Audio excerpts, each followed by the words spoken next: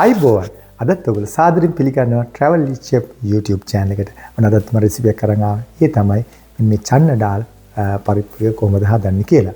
ඉතින් මේ රස මේ චන්න ඩාල් පරිප්පු එක ඉතාමත් හරිම රසයි. ඔයගොල්ලෝ විදේශ රටවල ඉන්න අය ගොඩක් මේක පාවිච්චි කරන්න හම්බ වෙනවා මේක චන්න ඩාල් එක. ඉතින් අපි බලමු මේක කොහොමද හදාගන්නේ කියලා.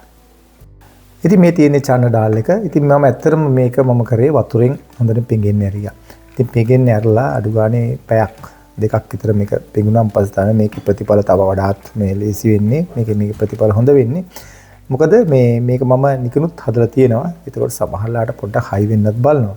එතකොට මේ වගේ මේ වතුරෙන් පෙඟුණාන් පස්සේ මේ ප්‍රමාණය ක්වොන්ටිටි එකත් මේකේ ප්‍රමාණය වැඩි වෙනවා. ඒක නිසා මේක හොඳින් පෙඟෙන්න ඕන. ඊළඟට මේක උයා ගන්නත් ලේසි වෙනවා.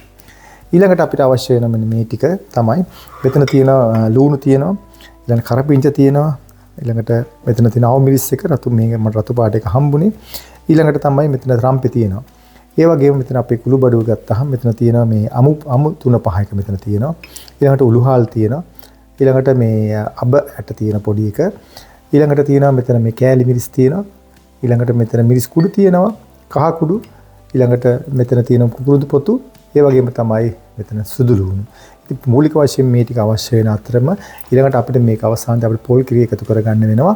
ඉතින් පොල් කිරියකට මම මෙතන අරන් තියෙන මිලිලීටර් 300ක වගේ ප්‍රමාණයක මේ පොල් කිරි. ඒකෙදි මම වතුර වලට මැගි පොල් කිරි මේස හැඳි 4ක් මම එකතු කරලා කවලම් කරගත්තා. මොකද රසය වැඩි වෙන නිසා තමයි මම පොඩ්ඩක් වැඩි කරලා මේක හදාගත්තේ. ඉතින් ඒ වගේම තමයි අපිට ලුණු අවශ්‍ය වෙනවා. ඒ වගේම ඔය තෙල් ටිකක් අවශ්‍ය වෙනවා. ඉතින් මේක තමයි මූලික වශයෙන් අපිට අවශ්‍ය වෙන්නේ. අපි බලමු දැන් කොහොමද මේක හදාගන්නේ කියලා. කට්ටියක් අපි ලිපේ තියාගෙන රත් කරගෙන අපි තෙල් ටික මේ විදිහට එකතු කර ගන්නවා. මේ අපිට ඔයගොල්ලන්ට පුළුවන් ඕනම් පොල් තෙල් පාවිච්චි කරන්න පුළුවන්. ඒ වගේම එළවලු තෙල් එක vegetable oil එක පාවිච්චි කරන්නත් පුළුවන්. ඉතින් අපි මුලින්ම කරන්නේ තෙල් එක රත් වෙනවා. අපි මෙන්න මේ ටික ලුණු ටික එකතු කර ගන්න. මේ සියල්ලම මේ විදිහට එකතු කරගත්තා. ඒ වගේම මේක පොඩ්ඩක් වැඩි වෙනකොට අපේ මේ මස්ටර්ඩ් සීඩ් එක අපි එකතු කරගන්නවා අබෑට ටික. ඒවත් මේ තෙලින් හොඳට බැදෙන්න ඕනේ. එතකොට තමයි මේකේ සුවඳ එන්නේ. ඊළඟ කුරුදු පොතු ටික එකතු කරගන්නවා. ඊළඟ සුදු ලුණු ටිකක් මේ වෙලාවේ එකතු කරගන්නවා. මම සුදු ලුණු ගොඩක් කලින් දාන්නේ. ගොඩක් වෙලාවට ඒක පිච්චිලා යන නිසා මම ටිකක් මේක බැදෙන්න ඇරලා තමයි එකතු කරගන්නේ. මේක ටිකක් දැන් තව ටිකක් මේ විදිහට තෙලෙන් පොඩ්ඩක් බැදෙන්න හරිනවා. මේ විදිහට බැදෙන්න හරිනවා. ඉතින් මම මේකට උළු හල්ල ටිකක් මේ දැන් දැම්මා මේ වෙලාවේ. දැන් දාලා තියෙන්නේ. ඊට පස්සේ දැන් මම එකතු කර ගන්නවා අමු 3-5.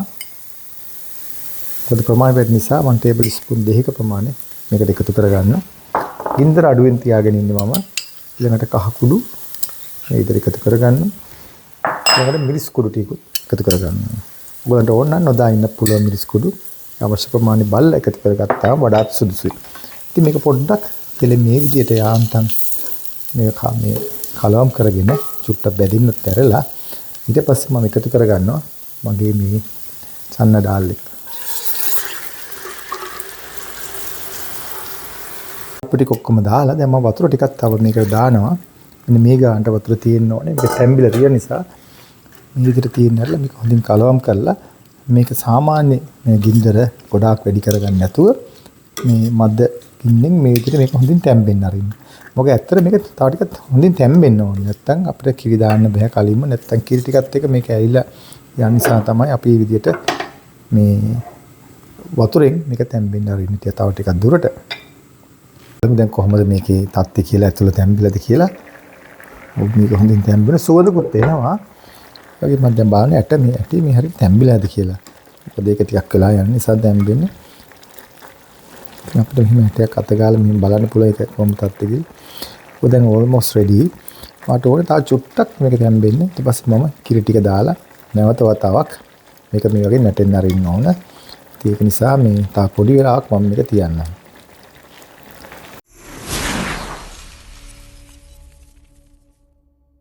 දැන් තැම්බිලා ඇති.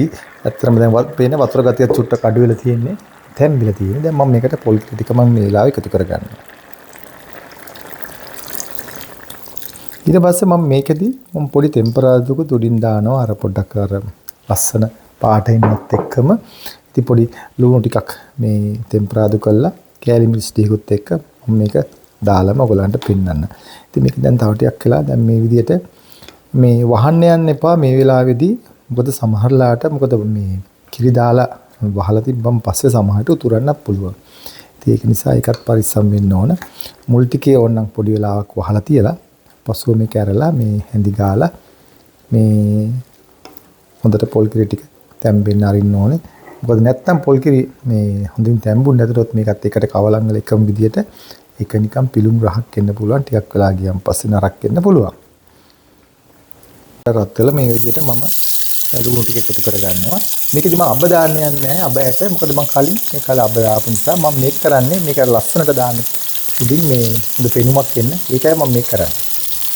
ලුණු ටික නිකන් බෙදලා අරිනවා කෑලි මිරිස් එක්ක.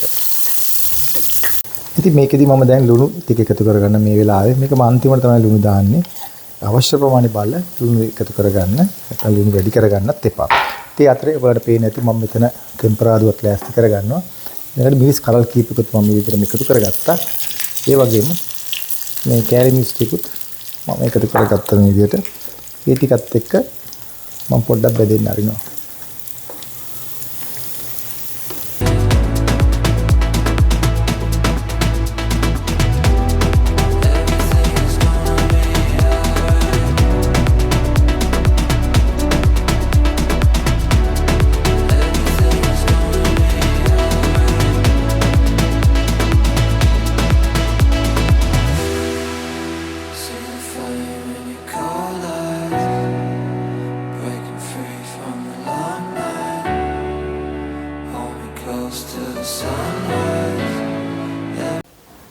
ඉතින් මේ තමයි මම හදාගත්ත මේ චන්න ඩාල් කරි එක.